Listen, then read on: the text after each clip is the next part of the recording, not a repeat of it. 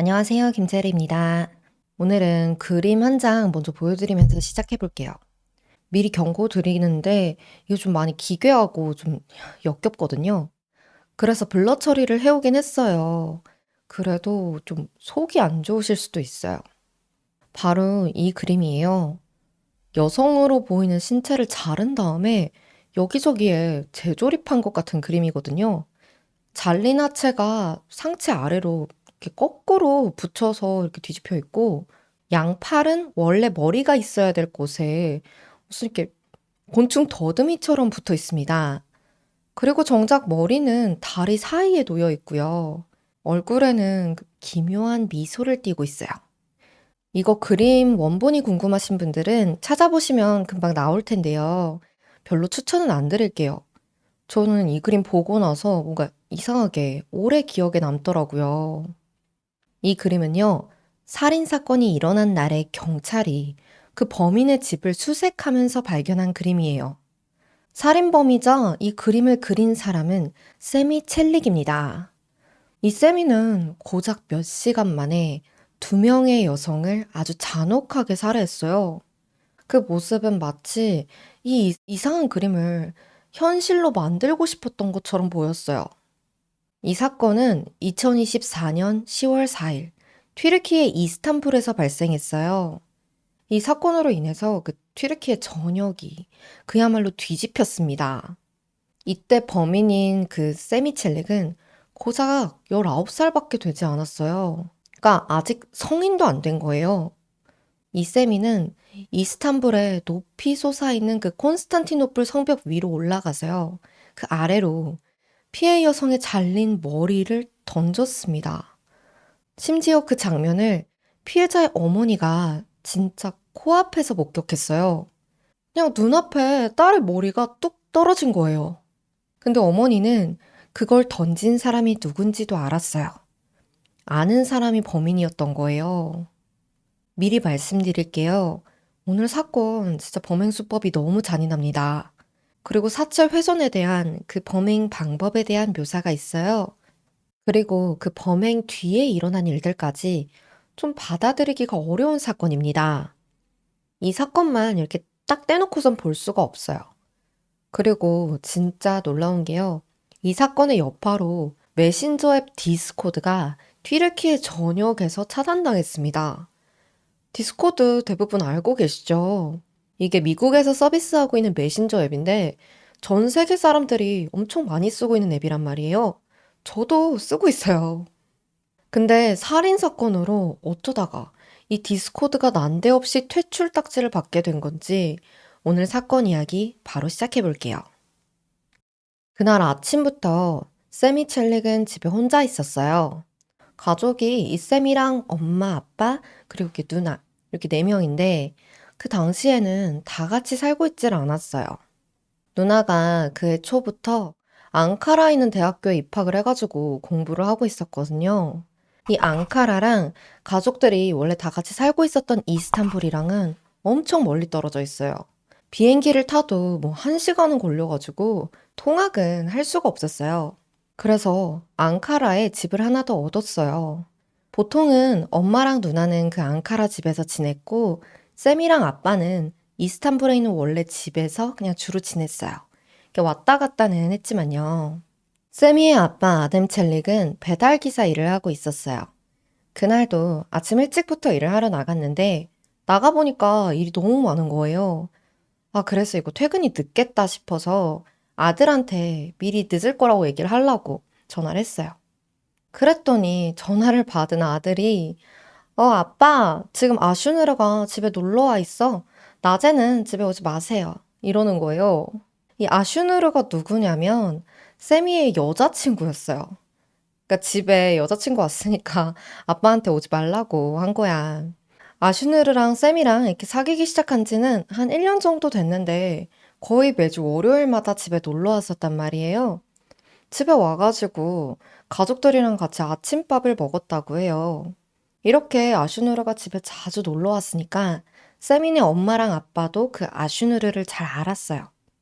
그래서 쌤이가 전화로 그렇게 말을 했어도 아빠는 그냥 알았어. 아빠 오늘 늦어. 하고선 그냥 전화를 끊었어요. 애들끼리 알아서 잘 놀고 있겠지. 그냥 그렇게 생각하고 계속 일을 했어요. 이날 쌤이의 엄마도 쌤이랑 통화를 했거든요. 영상 통화를 했어요. 이렇게 통화를 하면서 아들 뭐 하고 있어? 했더니 여자친구랑 같이 있다는 거예요. 아까 말씀드렸지만 엄마도 아슈누르를 잘 알고 있었어요. 근데 아슈누르가 영상 통화는 그냥 안 하겠다고 했대요. 남자친구는 어머니랑 영상 통화하는 게 물론 사람마다 다르긴 하겠지만 좀 쑥스러울 순 있잖아요. 그래서 세미하고만 통화를 하고 그냥 전화를 끊었죠. 그냥 그렇게 뭐 특별할 거 없는 평범한 날이었어요. 근데 그날 늦은 저녁에 세미의 엄마가 아빠한테 전화를 했어요. 경찰이 지금 집에 왔으니까 빨리 집으로 돌아가 보라는 거예요. 엄마는 지금 앙카라 있잖아요. 바로 못 가니까 아빠 보고 빨리 가라고 한 거야.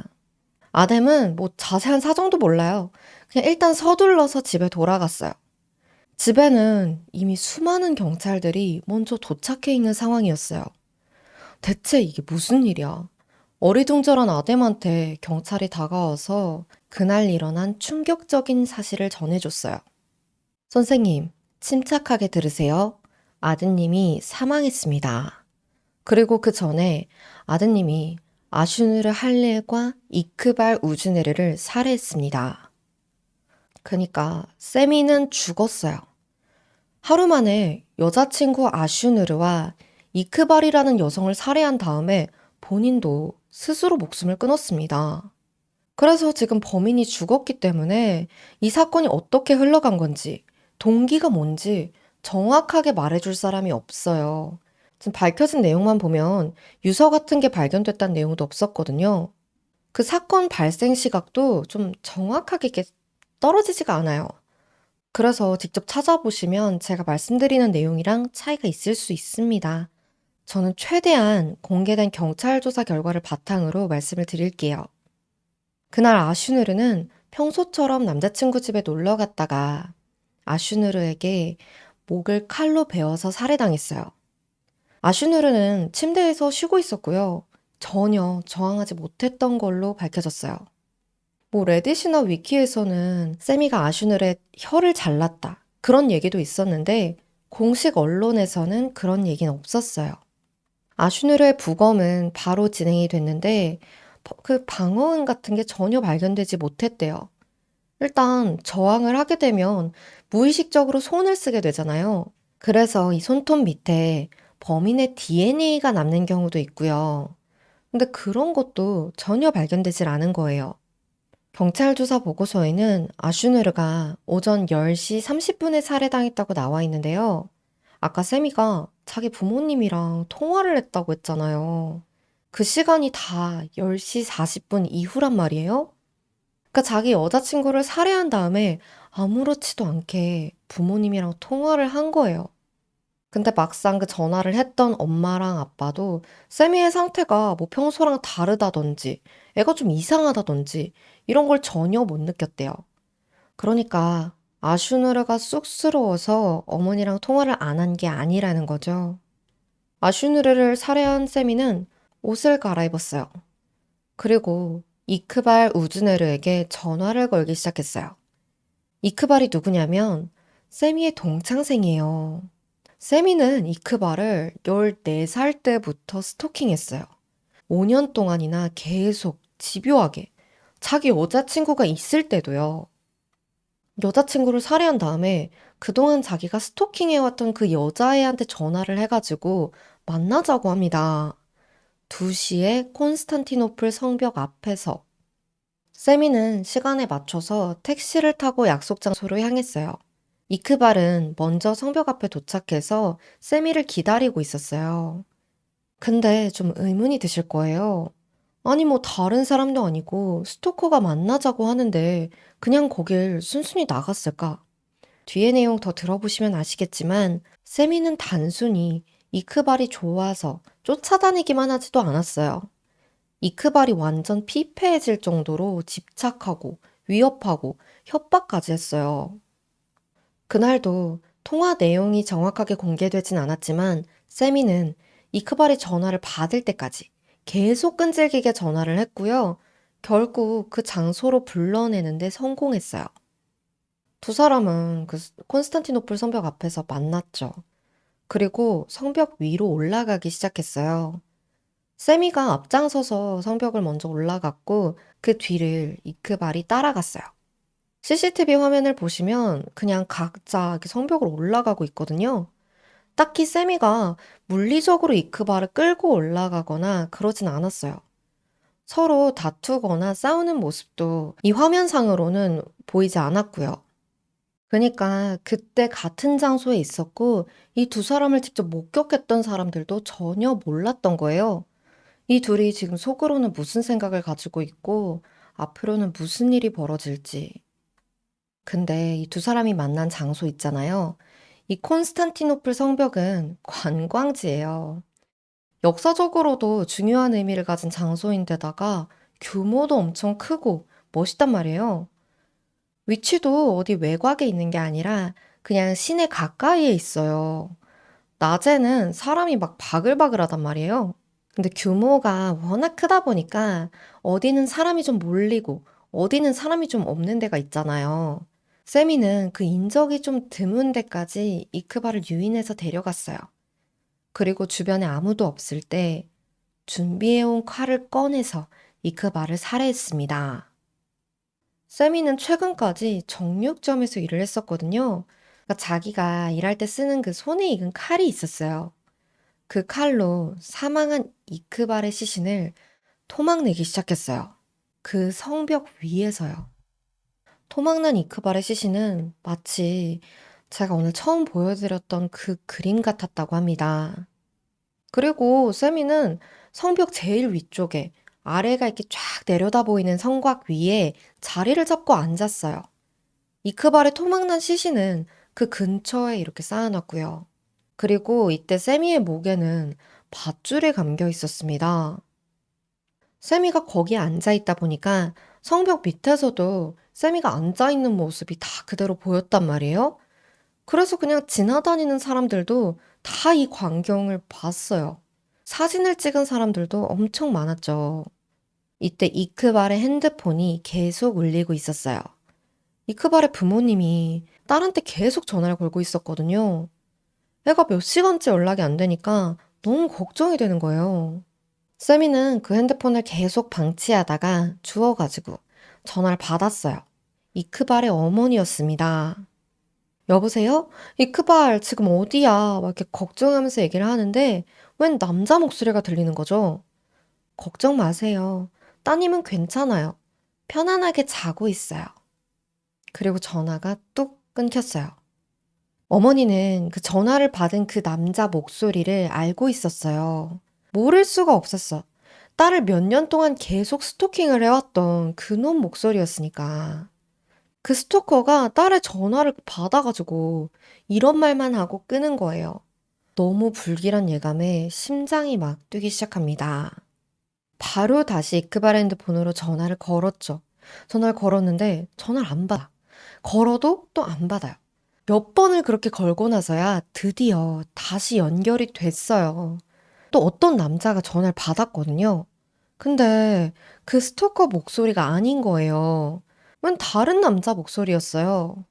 그 남자는 이 핸드폰이 성벽 위에서 이렇게 떨어졌다면서 자기가 주웠으니까 와서 가져가시라고 했어요. 그 남자는 그냥 그때 우연히 그 콘스탄티노플 성벽 주변을 걸어가고 있던 사람이었어요. 하늘에서 핸드폰이 뚝 떨어져가지고 일단 주웠는데 전화가 계속 오니까 받아본 거예요. 그 사람이 자기 위치를 상세하게 설명을 해줘서 이크발의 어머니는 부랴부랴 그 성벽 앞으로 향했어요.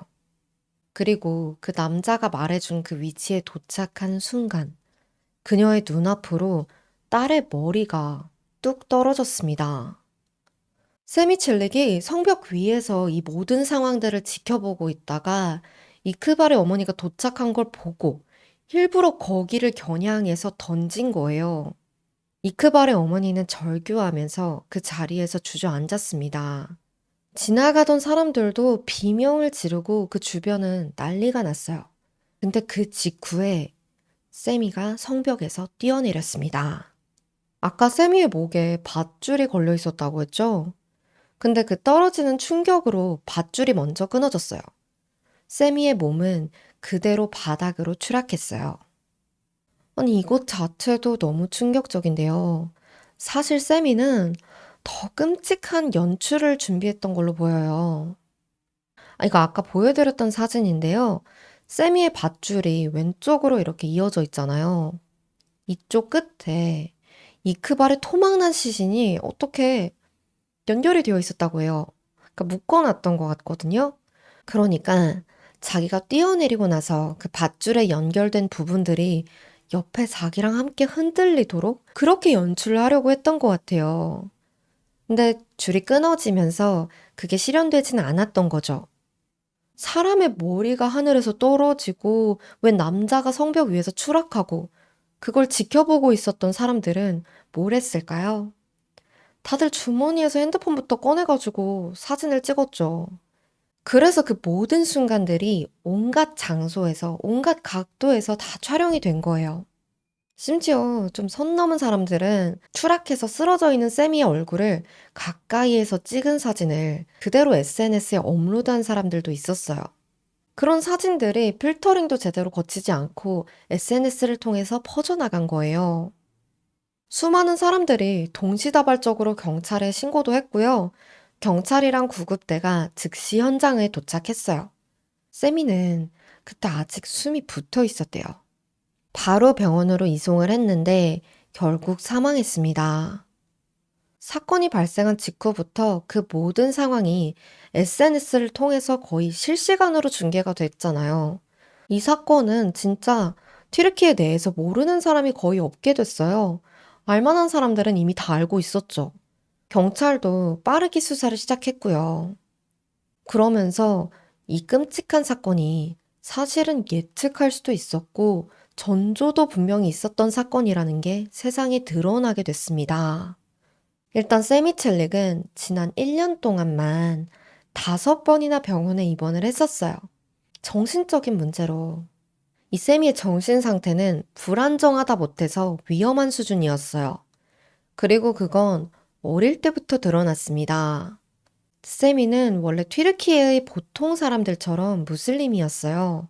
튀르키예 사람 10명이 있으면 9명, 어쩔 때는 10명이 다 무슬림이라고 보시면 돼요. 대부분이 이슬람교를 믿거든요. 세미네 가족도 무슬림이었고, 세미 본인도 16살 때까지만 해도 자기도 기도를 열심히 했고요. 신앙심도 깊었대요. 오히려 누가 기도를 좀 소홀히 하거나 그러면 너 기도 제대로 안 하면 지옥 간다? 본인이 이럴 정도로. 근데 어느 날부터 이 종교에 대해서 의문을 갖기 시작했다고 해요. 세미가 중학생 정도 됐을 때 그때부터 본인의 종교인 이 이슬람교를 멀리하기 시작했어요. 그게 코로나 팬데믹을 겪으면서 더 심해졌다고 해요. 세미는 자기 아버지한테 신은 우리가 죽을 걸 알면서 왜 우릴 창조했을까? 라고 물었대요. 코로나 때문에 정말 많은 사람들이 죽어나갔잖아요. 그 중에는 전혀 예상하지 못했던 죽음도 많았고요. 그걸 지켜보면서 뭔가 심정적인 변화가 좀 크게 있었던 것 같아요. 그래서 그 이후로는 아예 데이스트가 됐다고 하는데요. 이 데이스트가 뭐냐면 우리나라 말로는 자연신론자라고 한대요. 이 데이스트들의 특징이 신의 존재 자체는 믿어요. 신이 이 세상을, 이 우주를 창조했다. 여기까지는 믿는데요. 세상이 만들어진 이후로는 신이 더 이상 그 어떠한 형태로도 세상에 개입하지 않았다. 이렇게 생각하는 게 이 데이즘이에요. 무신론은 신이 아예 없다고 믿는 거니까 그거랑은 또 다른 거라고 해요. 약간 신이 세상에 개입을 했다면 그런 팬데믹이 터지게 내버려 둘 리가 없다. 좀 그런 식으로 생각한 것 같아요. 어찌됐든 사실 그 데이즘을 믿든 이슬람교를 믿든 그건 본인의 자유죠. 하지만 세미는 점점 더 이상한 데에 심취하기 시작했어요. 방에는 이상한 그림들이나 장식 같은 게 점점 늘어갔고요. 쌤이 본인도 이상한 그림들을 그리기 시작했어요. 쌤이의 부모님도 그걸 보고 그냥 끔찍했다. 뭔지 모르겠다. 마치 악마 같았다라고 했어요. 이게 뭐 사탄 숭배다 그런 얘기도 좀 있었는데 그거에 대해서는 확신할 수 없어도 어쨌든 이런 장식이나 그림들이 이슬람교랑은 거리가 멀다고 해요. 애초에 이슬람교는 성자의 모습을 그림이든 뭐 장식이든 이렇게 직접적으로 표현하는 경우가 거의 드물다고 해요. 세미가 본인이 이제 그림을 그릴 때는 대체로 검은색 연필을 사용했어요. 처음에 보여드렸던 그 그림같이 그냥 거의 스케치하듯이 그렸거든요. 아들의 방에 계속 이상한 게 자꾸 늘어나잖아요. 사탄 숭배에 가까운 것들이 막 생겨나니까 아버지가 이게 다 뭐냐고 당연히 물었죠. 그랬더니 세미는 아빠는 이해 못해요. 우리 세대가 생각하는 방식은 달라요. 라고 답했대요. 그러니까 그게 세대 차이라고. 근데 막 엄청 엄격한 집안은 아니었던 건지 그걸 그냥 내버려 뒀어요. 이게 무슬림 집안에선 거의 신성 모독 아닌가요? 집에서 쫓겨날 일 같은데 세미가 이렇게 집에서만 이상했던 것도 아니에요. 학교 생활에서도 문제가 있었어요. 14살 때 세미가 학교를 다니면서 어떤 여자애랑 조금 친해지게 됐단 말이에요. 뭐 완전 절친한 친구도 아니었고요. 그냥 조금 친했어요. 근데 세미가 이 친구를 혼자 좋아하게 된 거예요. 그 상대방은 그 정도는 아니었고요. 여기까지는 흔한 짝사랑 얘기 같지만 세미의 감정은 어느 순간부터 끔찍한 집착이 되었어요. 그 상대 여학생이 바로 이크발 우즈네르였어요. 세미는 이크발을 쫓아다니면서 집착했고요. 이크발의 핸드폰으로 뭐 문자, 사진, 동영상들도 엄청 보냈다고 해요. 물론 그 내용들이 다 그런 건 아니지만 일부는 사탄 숭배 관련 내용도 있었다고 해요. 근데 종교가 이미 있는 사람한텐 그게 얼마나 모욕적인 행동이에요. 완전 그냥 괴롭히는 거죠. 이 집착과 괴롭힘은 계속됐고 날이 갈수록 더 심해졌어요. 그 정도가 너무 심해져서 나중에는 이크발이 학교를 다닐 수 없을 정도가 됐어요. 학교 선생님이 직접 세미의 부모님한테 전화를 했어요. 세미가 이크발을 지속적으로 괴롭히고 있고 이제는 둘이서 거리를 좀 두게 하는 게 좋겠다. 이렇게요. 그러니까 집에서 관리를 좀 해달라는 말이죠. 세미네 부모님도 알았고 이크발의 부모님도 이 상황을 당연히 알고 있었어요. 그리고 상황이 점점 심각해지니까 딸을 다른 학교로 아예 전학시켰습니다. 이크발은 세미의 그 괴롭힘 때문에 정말 힘든 시간을 보냈어요. 전학을 가서도 계속해서 그 심리치료를 받았고요. 그래도 그렇게 물리적으로 거리를 벌려두면 세미도 이제 좀 집착 그만두겠지. 이렇게 생각했지만 현실은 그렇지 않았습니다. 근데 이크바를 이렇게 쫓아다니면서 괴롭힌 걸 제외하고도 세미의 학교 생활 자체는 순탄하지 않았어요. 그냥 이 세미 첼릭이란 애는 평범하지가 않았어요. 한 번은 학교 선생님이 세미의 부모님한테 세미가 컴퓨터 프로그래밍 쪽으로 뭘 해보면 좋을 것 같다. 본인이 좋아하기도 하고 뭐 재능이 있는 것 같기도 하다. 그랬대요. 진짜로 얘가 뭔가에 그런 재능이 있어서 그렇게 말씀을 하신 건지 아니면 그냥 뭐 지나가는 말이었는지는 모르겠어요. 그런데 부모님은 쌤이 얘가 지금 사람한테 집착하러 다니지 공부에는 관심이 없지. 그러니까 그 말 한마디 딱 듣고 바로 컴퓨터를 사줬어요. 이거라도 얘가 좀 했으면 좋겠어서. 그런데 쌤이가 엄마 아빠 마음을 알아서 그 컴퓨터를 가지고 뭐 열심히 코딩하고 그랬을까요? 컴퓨터가 생긴 세미는 진짜 방에 처박히기 시작했어요. 외출도 안 해요. 친구도 안 만나고 진짜 맨날 컴퓨터만 했어요. 가족들이 맨날 얘가 방에만 있으니까 대체 뭘 하고 있나 싶어가지고 이렇게 방문 열고 들어가기라도 하면 극대노를 하면서 컴퓨터 화면을 확 꺼버렸어요. 얘가 뭔가 숨기고 있는 것 같긴 한데 뭘 하고 있는지 보고 싶어도 컴퓨터에 비밀번호가 걸려 있으니까 부모님도 제대로 확인을 못 했었대요. 세미는 점점 더 그렇게 자기만의 세상에 갇히게 됐어요. 어울리는 사람도 없었고 자주 마주치는 그 이웃 사람들이랑도 인사조차 안 했대요.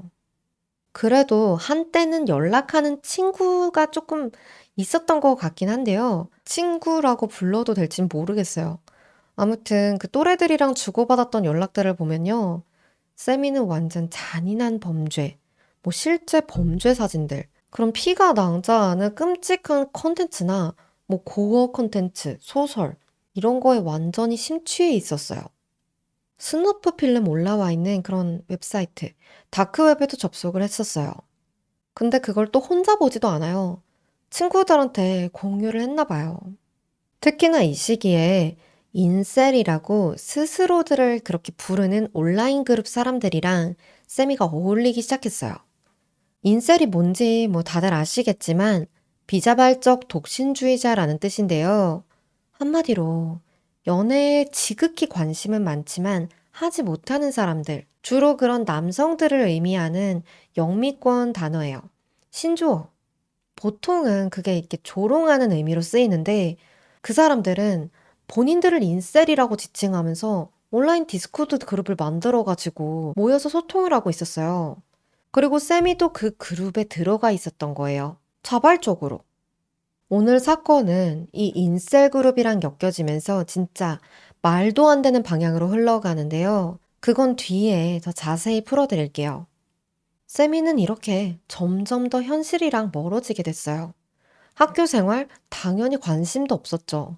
결국엔 본인의 의지로 학교를 그만뒀습니다. 그 후로 시간이 조금 흘러서 2022년 3월이 되었어요. 세미의 어머니한테 전화 한 통이 걸려왔어요. 이크발의 어머니였습니다. 이크발의 어머니는 다급한 목소리로 당신 아들이 지금 이크발을 세뇌시켰어요. 둘이 함께 죽으려고 해요. 막 그러는 거예요. 이크발 전화 갔잖아요. 이 지긋지긋한 스토커한테 벗어나려고 핸드폰 번호도 바꿨고요.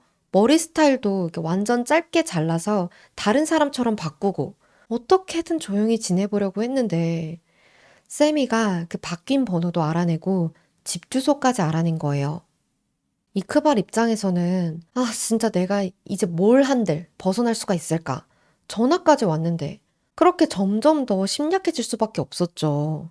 그런 이크발을 협박해서 밖으로 나오게 만든 거예요. 이게 처음 있는 일도 아니었어요. 그때마다 이크발의 부모님은 딸한테 무슨 일이라도 생길까봐 항상 긴장 상태였어요. 근데 결국엔 이런 일이 생긴 거예요. 다행히 이크발은 이때 무사히 돌아왔어요. 쌤이 혼자 이제 그 실내 스포츠 경기장 안에서 발견이 됐는데요. 스스로 목숨을 끊으려고 했던 상태였대요. 자기 가슴을 칼로 찔러가지고. 상처가 심하지 않았고요. 생명에도 지장이 없었어요. 세미는 병원으로 가서 치료를 받은 다음에 이스탄불 대학병원으로 옮겨졌거든요. 거기서 이제 정신병동으로 옮겨져서 3주간 입원 치료를 받았어요. 완전 자살 고위험군이니까 정신과 치료를 받은 거예요. 의사가 얘는 퇴원하고도 계속 약물 치료를 해야 된다. 그렇게 판단해서 약을 처방해 줬는데 세미는 그 약들도 아예 먹질 않았어요. 당연히 상태는 점점 더 나빠졌죠. 그러니까 병원을 가면 뭐해요? 약을 안 먹는데. 그러니까 아무 소용도 없는 짓을 한 거예요. 그러니까 상태가 점점 더 이렇게 안 좋아지고 악화되니까 이크발의 가족들도 경찰에 신고를 했어요. 경찰에 이제 얘 보호가 필요하다 이렇게 요청을 했지만 소용이 없었어요. 아무런 일도 일어나지 않았습니다. 세미가 이크발을 강제로 끌고 나간 것도 아니고 이크발도 상처 없이 무사히 집에 왔고 그러니까 진지하게 이걸 받아들이질 않았던 거예요. 이때 이후에도 이크발이 세미의 연락을 받고 집을 나간 일이 있었어요. 가족들이 경찰에 실종 신고도 했고요. 이크발은 순교자 다리 위에서 혼자 앉아 있었어요. 혼자서 그 시간들을 계속 감내를 하고 있었던 거예요. 부모님은 이크발이 계속해서 심리치료를 받을 수 있게 해줬어요. 혹시나 위로가 될까 싶어가지고 고양이도 한 마리 입양했고요. 진짜 다행히 이크발은 고양이랑 잘 지내고 하면서 점점 안정을 되찾는 것 같았어요. 근데 이걸 지금 이크발의 부모님만 아는 게 아니잖아요. 세미의 부모님도 자기 아들이 동갑내기 여자애한테 끊임없이 집착하고 괴롭히고 스토킹하는 걸 알고 있었잖아요. 심지어 세미가 입원 치료가 필요할 정도로 위험한 애라는 것도 알고 있었고요. 근데 진짜 이상한 게요. 세미가 아슈누르를 만나고 난 다음에 세미의 어머니가 먼저 이크발의 부모님한테 연락해가지고 이렇게 말했대요. 세미는 이제 새로운 여자친구를 만나고 있어요. 그러니까 이제 더 이상 이크발 괴롭히지도 않고 괜찮을 거예요. 근데 여러분, 제가 말씀드렸죠? 아슈누르를 만나고 있었던 그 1년 동안에도 세미는 정신병원에 5번을 입원했어요. 근데 어떻게 이제 괜찮을 거라고 말을 해요? 안 괜찮았잖아요. 알았잖아요. 대체 왜 그런 말을 했는지 모르겠어요. 오히려 아슈누르한테도 내 아들이 너무 위험하니까 만나지 말라고 해야 되는 거 아닌가 그렇게 생각이 들거든요. 아무튼 그 자살 소동 이후로 3주 동안 병원에 입원했었다가 세미는 퇴원을 했어요. 그러고 나선 도축업을 하겠다고 얘기했어요. 실제로 정육점에 취업을 했고 거기서 일을 시작했습니다. 근데 일하면서 칼을 사용하잖아요. 보통 정육점에서 일을 하시는 분들이 어떻게 하는지 모르긴 해도 그 칼들을 집에 들고 가진 않을 거 아니에요. 근데 세미는 그 칼을 출퇴근할 때마다 갖고 다녔다고 해요. 그걸 가져와서 자기 방에 그 선반에다가 올려뒀거든요. 근데 가족이든 누구든 그걸 건들기라도 하면 역정을 냈대요. 약간 그 칼에 대한 집착도 있었던 거죠. 정육점에서 이제 일을 시작하면서 스스로 돈을 벌게 됐고 그 돈을 가지고 세미는 마약을 시작했어요. 거의 9개월간 마약을 했다고 합니다. 일은 그렇게 오래 하지 못했어요. 다니던 곳에서 해고를 당하니까 이제 돈이 없잖아요. 세미는 돈이 없어서 약을 끊게 됐어요. 그리고 그 다음에는 집에 있는 술, 뭐 맥주나 와인 같은 걸 마시기 시작했어요. 처방약은 안 먹고 다른 약이랑 술만 계속 하니까 상태가 좋아질 수가 없는 거예요. 세미는 범죄, 사탄 숭배, 악마, 마법 연구 이런 데에 점점 더 빠져들었습니다. 세미의 방에 문 열고 들어가잖아요. 그러면 뿔 달린 괴물 그림, 룬 문자, 뭐 마법 의식 이런 자료들이 쫙 이렇게 있었어요. 세미의 방에 있는 책장에는 다니엘 콜의 범죄 소설 레그돌이 꽂혀 있었거든요. 우리나라에는 봉제인형 살인사건이라는 제목으로 이렇게 번역돼서 들어와 있어요. 유명한 소설이라 읽어보신 분들도 많으실 거예요. 이 소설은 런던의 한 아파트에서 시신이 발견되면서 시작돼요. 발견된 시신은 한 사람의 모양을 하고 있지만 한 명이 아니에요. 6명의 시신에서 각각 잘라낸 그 신체 부위들을 모아서 한 사람처럼 만들고요. 인형처럼 꼬매가지고 이렇게 한 구처럼 만들어 둔 거예요. 그 6명을 살해한 연쇄살인범을 추적하는 게 이 소설의 내용입니다. 소설을 읽는 것 자체가 문제가 될 건 당연히 아니죠. 하지만 그 레그돌과 세미의 책상 위에 놓여있던 그 조각난 사람 그림, 세미가 이 소설에서 뭐에 관심이 있었을지 그것만 봐도 보이죠. 가족들은 세미가 점점 이상해지니까 병원에도 데려가 보고 입원도 시키고 앉혀놓고 대화도 나눠보고 했다는데요. 사건이 일어났던 그 2024년 여름이었어요. 세미의 아버지는 아들을 앞에 앉혀놓고 왜 스스로 목숨을 끊으면 안 되는지 한참을 이야기했대요. 아들아, 너에게는 앞으로의 삶이라는 게 있잖니. 대체 왜 죽으려고 하니? 그랬더니 세미는 저는 그렇게 오래 살지 않을 거예요. 어차피 제 인생은 공허해요. 라고 했어요. 진짜 부모의 마음을 후벼 파는 말이죠. 세미는 아빠가 하는 말에 전혀 설득되지 않았어요. 그 전년도 겨울밤에는요, 그날은 아주 추웠어요. 근데 세미가 자기 방에 있던 창문을 활짝 열어놓은 거예요. 방이 완전 얼음장이 됐죠. 세미의 방에 들어온 아버지는 창문을 닫으려고 했어요. 그랬더니 세미가 닫지 말라고 그냥 두라고 하는 거예요. 그러더니 창문 밖을 가리키면서 아빠, 하늘에 뭐가 보이세요? 라고 물었어요. 그래서 '밖에 뭐가 있나?' 하고선 이렇게 하늘을 봤는데 아무것도 없는 거예요. 그래서 "어? 아무것도 안 보이는데?" 이렇게 얘기하니까 세미는 "아빠는 내가 보는 걸 볼 수 없어요." 라고 대답했어요. 쭉 보면은 세미는 항상 아빠한테 "아빠는 나를 이해 못해." 라고 해요. 근데 세미를 이해 못하는 건 아빠뿐만이 아니에요. 세상 사람들 누구든 세미를 이해할 수는 없었을 거예요. 세미는 정말 하루아침에 갑자기 애가 이상해져 가지고 살인을 저지르고 죽은 게 아니라는 거죠. 하지만 그런 세미를 제대로 제지하고 통제하는 사람이 아무도 없었던 거죠. 그렇게 2024년 10월 4일이 됐습니다.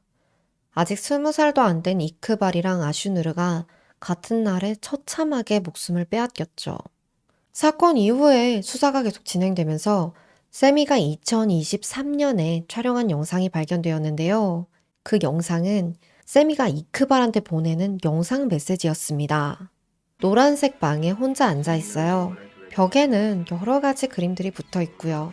BGM으로는 노래 하나 틀어놓고 마치 뭐 혼자 영화라도 찍는 것처럼 과장된 제스처를 취하면서 이렇게 말했어요.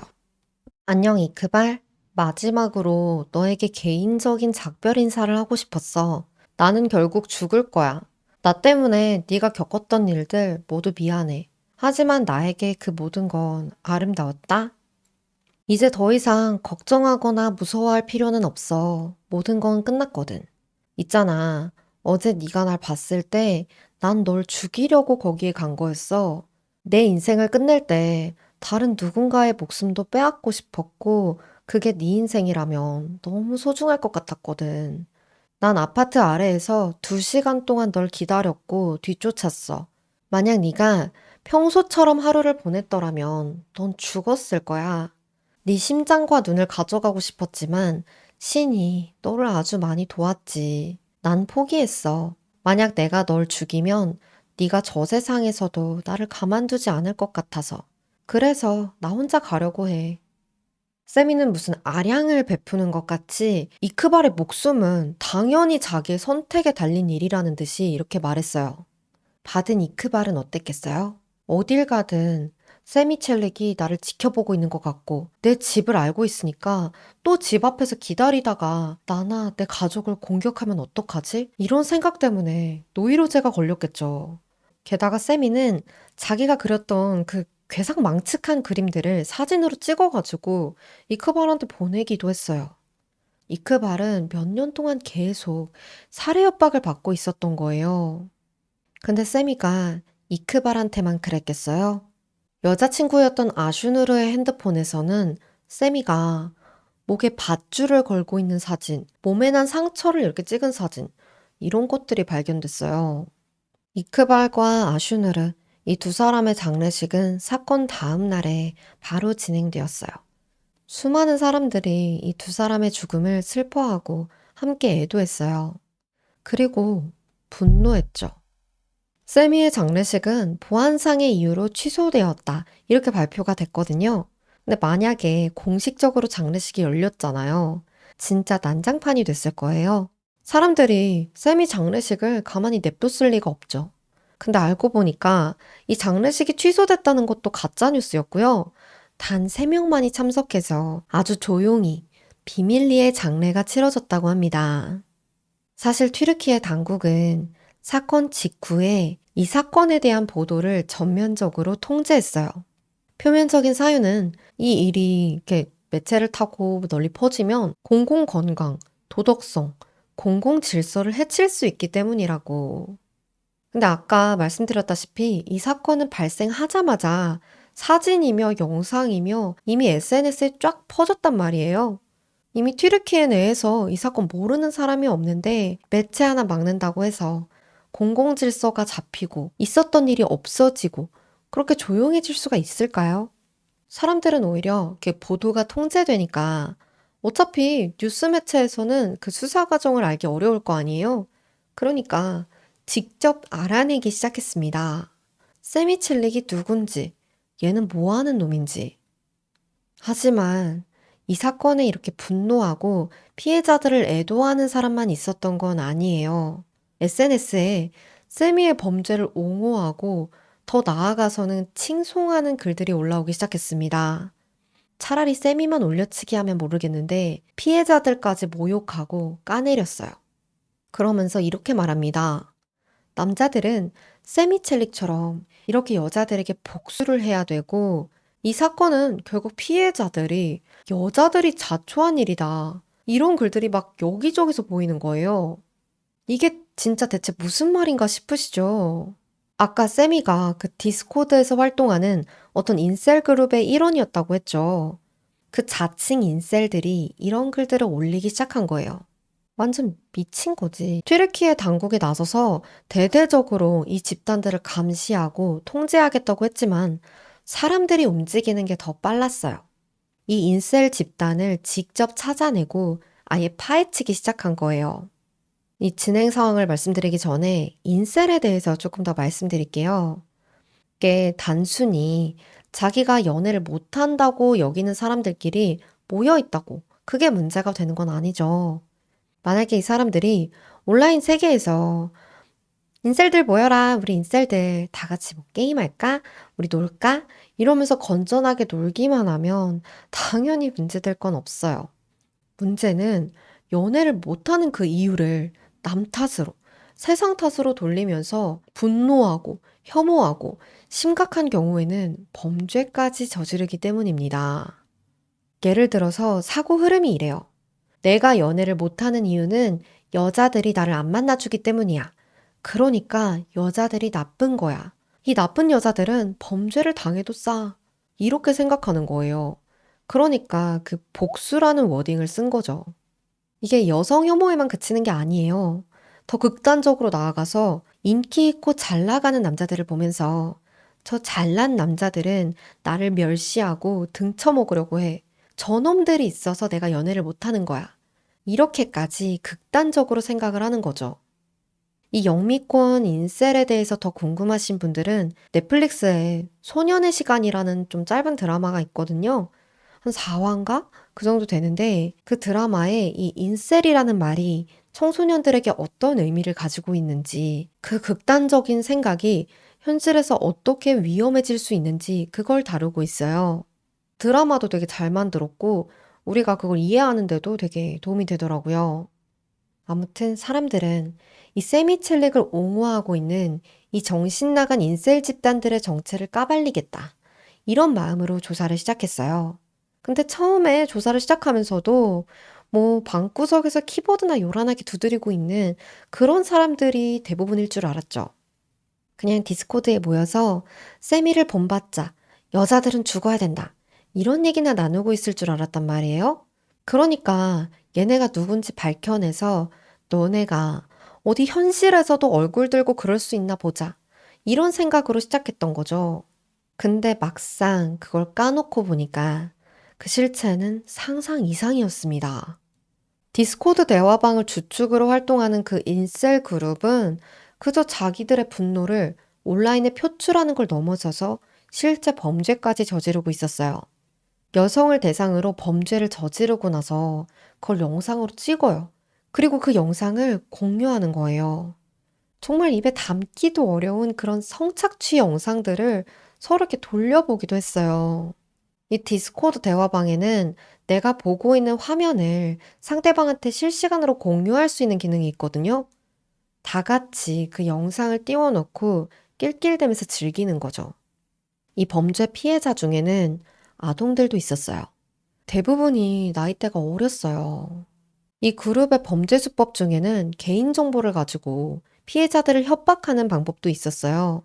텔레그램에서 유출된 그 개인정보들을 사들여가지고 피해자들한테 전화를 거는 거예요. 그 개인정보들이 비싸지도 않대요. 그냥 몇만 원? 전화를 걸어가지고 나는 네 이름, 주소, 가족관계, 이메일 다 알고 있다. 만약에 내가 시키는 대로 하지 않으면 너와 네 가족들을 해칠 거다. 나는 네가 어디서 뭘 하고 있는지 알고 있고 지금도 지켜보고 있다. 그러니까 이런 전화를 받고 협박을 받고 어쩔 수 없이 이제 시키는 대로 하는 거예요. 시키는 대로 그런 성적인 영상이나 몸 나체 사진을 찍어서 보내는 거예요. 문제는 그게 끝이 아니라 시작이라는 거예요. 이제는 그 사진이나 영상을 빌미로 시키는 대로 하지 않으면 그걸 주변 사람들, 뭐 학교, 회사, 뭐 가족들한테 뿌리겠다고 협박을 하는 거죠. 피해자들은 그렇게 계속 끌려다니고 악순환이 반복되는 거예요. 특히나 나이가 어린 친구들이 이런 걸 당하면 스스로 빠져나오는 게 어디 쉽겠냐고요. 진짜 악질인 거예요. 근데 이 수법 어디서 많이 들어본 것 같지 않아요? 우리나라에도 있었죠. N번방 사건. 그룹의 성격은 조금 다르지만 수법은 거의 비슷해요. 튀르키예 판 N번방은 그렇게 이 살인 사건으로 인해서 표면에 드러나게 된 거예요. 그리고 그게 더 폭발적으로 대중들한테 알려진 계기가 있었어요. 이크발이랑 아슈누르가 살해당한 바로 그 다음 날에 인스타그램에 영상이 하나 업로드 됐습니다. 청소년 정도 돼 보이는 여자애가 이렇게 셀프 카메라로 찍고 있는 영상인데요. 영상에는 어떤 남자 목소리가 들려요. 그 여자애는 자기가 지금 개인정보가 유출됐고 디스코드를 통해서 어떤 사람들한테 협박을 받고 있다고 말해요. 그러니까 그 남자 목소리는 디스코드를 통해서 나오고 있었던 거죠. 여자는 막 울면서 그들이 내 몸에 스스로 상처를 내라고 했고 말을 듣지 않으면 나랑 내 가족을 해칠 거라고 했기 때문에 어쩔 수가 없다면서 그 협박에 따르는 모습을 보였어요. 그리고 그게 실시간으로 인스타그램을 통해서 퍼져나간 거예요. 이게 세미가 저지른 그 범죄 직후였기 때문에 더 큰 이목을 끌었어요. 세미도 인셀 그룹이었지, 인셀 그룹들이 세미를 옹호하고 자빠졌지, 거기에 이 협박 영상까지. 인셀들이 벌이는 이런 온라인 범죄에 사람들은 분노하기 시작했죠. 여성들을 이런 혐오 범죄로부터 지켜달라는 그런 대규모 시위가 열리기도 했어요. 그리고 여기엔 또 다른 배경도 있어요. 튀르키예는 2021년 스스로 이스탄불 협약에서 탈퇴한 나라예요. 이 이스탄불 협약이 뭐냐면 이게 국제인권조약이에요. 정식 명칭은 여성에 대한 폭력 및 가정폭력 방지 및 근절에 관한 협약입니다. 그러니까 여성에 대한 폭력하지 말고 가정폭력하지 말아요. 요런 인권조약이에요. 2011년에 튀르키예를 시작으로 유럽의 대부분의 국가들을 포함해서 45개국이 이 조약에 가입을 했는데요. 협약 자체가 튀르키예 이스탄불에서 체결이 됐기 때문에 보통은 이스탄불 협약이라고 불려요. 근데 튀르키예가 가장 먼저 자국에서 이 협약을 체결해 놓고 10년 만에 탈퇴해버린 거예요. 가입국들 중에서 이 협약을 탈퇴한 국가는 튀르키예가 유일합니다. 여성폭력과 가정폭력을 하지 말자는 거에 탈퇴가 어딨어요. 근데 튀르키예 정부는 탈퇴를 했습니다. 그 탈퇴 사유까지 말씀드리면 오늘 영상이 안 끝날 것 같아서 그건 여러분들의 몫으로 남길게요. 여기에는 정치적인 이유도 있고 종교적인 이유도 있어요. 어찌됐든 그게 이 탈퇴를 정당화할 만한 사유는 안 되었고 튀르키예는 전 세계적으로 비판을 받았습니다. 당연히 외부에서만 비판받은 게 아니에요. 내부에서도 그 반향은 엄청났어요. 이번 사건이 있고 나서는 더 큰 비판을 받았고요. 만약에 이 이스탄불 협약을 탈퇴하지 않았더라면 이 사건을 막을 수 있었을지도 모르니까요. 이스탄불 협약에는 스토킹 범죄를 방지하는 조항도 있었고 비준국에는 분명한 법적 효력도 있었어요. 근데 이크발이 경찰에 신고를 할 때에는 이미 이 협약에서 탈퇴한 뒤였고 전혀 보호받지를 못했죠.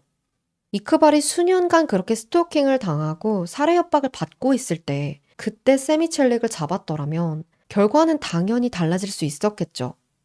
여기에 사람들이 분노하는 겁니다. 근데요, 여러분, 아까 말씀드렸던 그 인스타그램에 올라온 협박 영상 있잖아요. 바로 경찰 조사가 시작됐는데 그 결과 그 영상은 가짜 영상으로 밝혀졌습니다. 알고 보니까 한 인셀방 운영자가 그 영상을 만든 거였어요. 그 이유가 뭔지 짐작이 가시나요? 자기가 속한 그 인셀 그룹방을 이크발과 아슈누르의 죽음에 편승해서 홍보하려고. 그 방이 흥하면 흥할수록 더 돈이 되니까. 그렇게 어그로를 끌어서 홍보하려고 가짜 영상을 찍어 갖고 올린 거예요. 악마를 멀리서 찾을 필요도 없어요. 바로 이렇게 근처에 있으니까. 본인들이 원했던 대로 홍보 자체는 성공했죠. 경찰한테까지 홍보가 됐으니까. 결과적으로 그 인셀방 운영자는 체포되었습니다. 이 운영자 말고도 다른 방을 운영하던 운영자들도 일부 체포되었어요. 이런 인셀 그룹방이 한두 개가 아니에요. 근데 그 운영자들을 그렇게 잡아들이고 나서 보니까 죄다 청소년들이었어요. 5명을 잡았는데 5명이 다 미성년자. 10대들이라 신상 공개도 안 돼서 누군지도 몰라요. 이렇게 일부 운영자들만 잡아들인다고 해서 그런 범죄가 줄어드는 것도 아니고요. 앞으로의 범죄를 방지하기 위해서 뭔가 제대로 된 대책이 있어야죠. 이런 사이버 범죄에 대한 법적 처벌을 강화한다든지 피해자들이 혹시라도 이런 협박을 받게 됐을 때 바로 전화해서 도움을 받을 수 있는 그런 창구를 마련한다든지 그런 거요. 튀르키예 정부는 대책을 마련해서 이 범죄들을 뿌리 뽑는 대신에 디스코드를 뿌리 뽑기로 했습니다. 10월 9일. 그렇게 튀르키예에서는 더 이상 디스코드를 이용하지 못하게 되었어요. 언제까지 차단을 할진 모르겠지만 촬영을 하고 있는 지금도 디스코드를 이용하지 못해요. 근데 디스코드는 하나의 소통 수단일 뿐이에요. 저도 친구들이랑 게임할 때 디스코드를 진짜 많이 쓴단 말이에요. 여기 화면 공유 기능이 있다고 했잖아요. 그거 그냥 드라마나 유튜브 영상 같이 공유해가지고 보면서 함께 수다 떨고 그러는데 사용해요. 지금 이 모든 상황에서 디스코드 자체가 문제는 아니잖아요.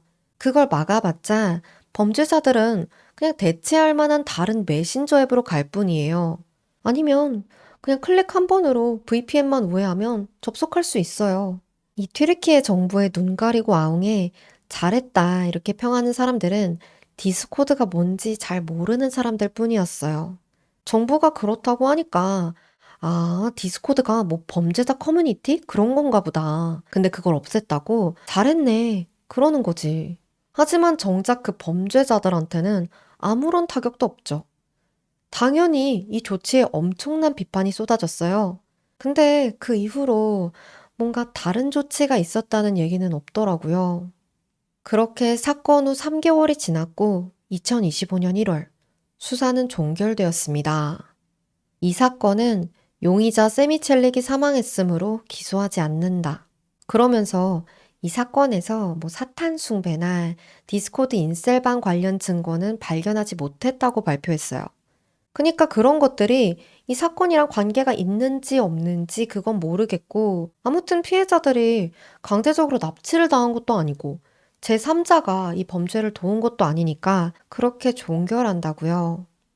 이 사건을 그동안 지켜봐온 사람들을 바보 취급하는 것도 아니고 이 사건은 세미첼렉 개인이 그냥 미쳐가지고 저지른 범죄입니다.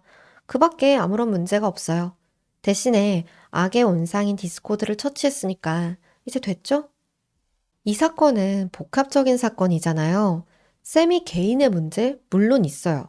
하지만 여기에는 법적 규제의 허점도 있었고 여성 혐오 범죄를 저지르고 있는 인셀 집단의 문제도 있었어요. 근데 정부가 이제 그걸 더 이상 문제 삼지 않겠다고 한 거죠. 이번 사건에 대해서 조사하면서 튀르키예 사람들이 네, 저희 정부는 바보입니다. 라면서 자조적으로 한탄하는 글들이 종종 보이더라고요. 저는 튀르키예에 대해서 이렇게 논할 만큼 잘 알지도 못하고 정치 사정에 대해서도 여러분들한테 말씀드릴 만큼 잘 알지도 못해요.